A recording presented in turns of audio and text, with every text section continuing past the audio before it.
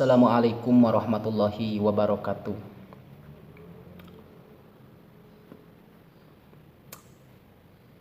Para sahabat seagama dan yang beda agama,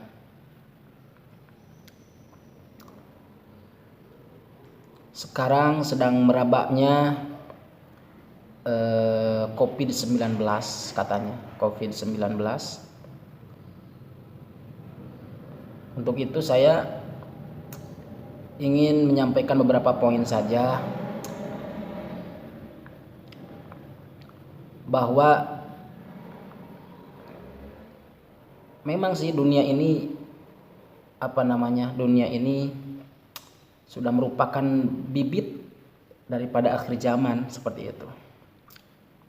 Banyaklah kejadian-kejadian yang sudah menimpa di dunia ini, khususnya di Indonesia.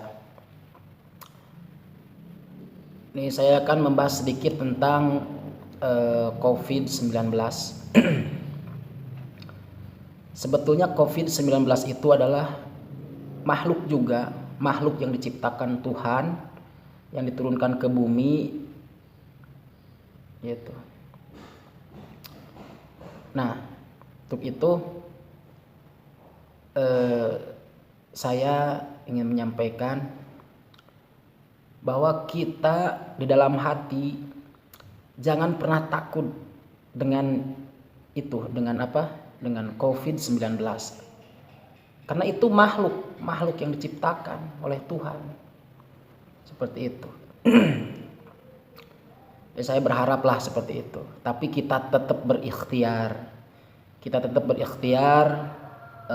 Mencegah penyebarannya, karena emang COVID-19 itu sangat mematikan dan cepat penyebarannya ke dalam tubuh kita. Tapi kita jangan panik juga, jangan panik. Kita kembalikan lagi kepada Allah, karena kita punya Tuhan. Kita kembalikan aja kepada Tuhan, seperti itu, di dalam hati. Tapi lahirnya, syariatnya kita sempurnakan, berikhtiar.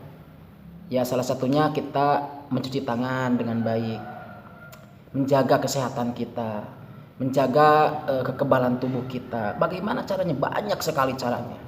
Karena Tuhan menciptakan sesuatu itu ada hikmah. Yaitu kullu syai'in hikmatun. Setiap sesuatu itu ada hikmahnya. Kita kembalikan lagi kepada Allah, kepada Tuhan. Gitu. Sebenarnya itu COVID ini yaitu cara Tuhan memberikan kasih sayang kepada hambanya. Lewat itu, cara Tuhan memberikan sayangnya kepada hambanya. Itu untuk siapa saja. Karena mungkin kelalaian manusia, kelalaian hambanya terhadap Tuhannya seperti itu. Sehingga Allah turunkan, Tuhan turunkan wabah seperti itu. Maka dari itu kita tetap berikhtiar, berdoa, berikhtiar. Dan memang COVID itu mempersatukan kita, mengingatkan kita, menyadarkan kita bahwa kita itu punya Tuhan. Sehingga ketika menyebar virus corona itu, kita semua ingat kepada Tuhannya. Kenapa? Karena takut dengan yang namanya mati. Sehingga pada panik, di mana-mana panik seperti itu. Ya. Dan juga begini. Yang pertama, kita dianjurkan untuk berikhtiar. Kita dianjurkan juga untuk patuh terhadap pemerintah, gitu. Karena takut ya, kita takut itu seperti itu. Kita takut dengan yang namanya virus, penyebaran sangat cepat sekali. Makanya banyaklah sekarang isolasi diri selama 14 hari. Isolasi diri selama 14 hari itu untuk mencegah penyebaran virus yang akan menimpa diri kita atau virus kepada orang lain. Seperti itu. Nah, saya menghimbau untuk para dai, untuk para ustadz dan siapa saja, jangan pernah menakut-nakuti umat gitu. Jangan pernah menakut-nakuti umat. Wah, bahwa ini akan segera kiamah. Ya memang semua orang sudah pada tahu, kiamah tuh pasti ada. Cuman kita nggak tahu kapan, ya. Kita nggak tahu kapan kiamah terjadi. Tapi tandanya dari sekarang kita sudah mengetahuinya. Termasuk para nabi pun tidak tahu kapan yang namanya kiamah terjadi. Itu. Ya kita mah berdoa saja. Semoga kita dijaga dari penyakit yang mematikan itu. Kita berikhtiar. Jangan pernah menakut-nakuti. Untuk para dai, untuk para elemen-elemen, jangan pernah menakut-nakuti umat, karena umat tuh panik. Yang penting kita mengajak, kita menyadarkan sebagai dai, sebagai penceramah, kita hanya bisa mengajak dan menyadarkan, gitu.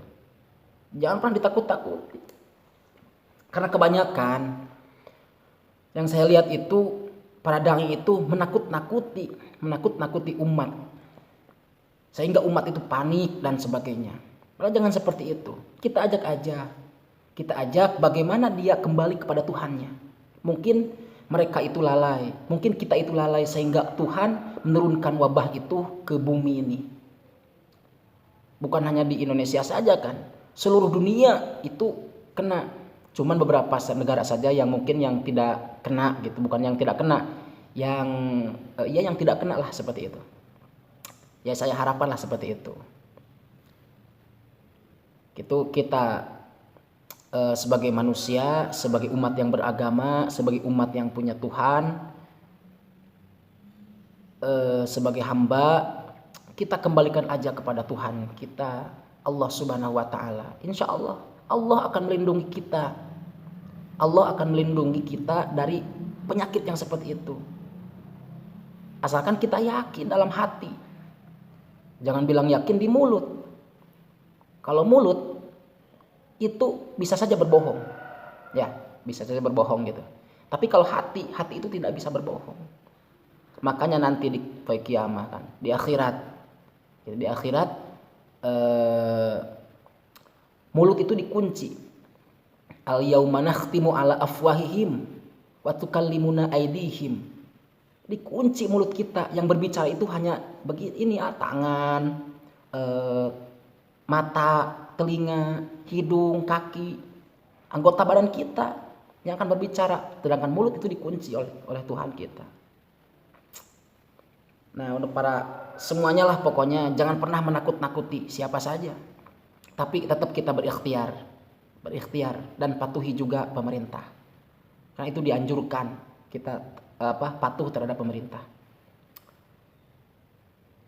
Ini yang saya ulas lagi, bahwa ini adalah sebuah cara Tuhan memberikan kasih sayang kepada umatnya, kepada hambanya, seperti itu.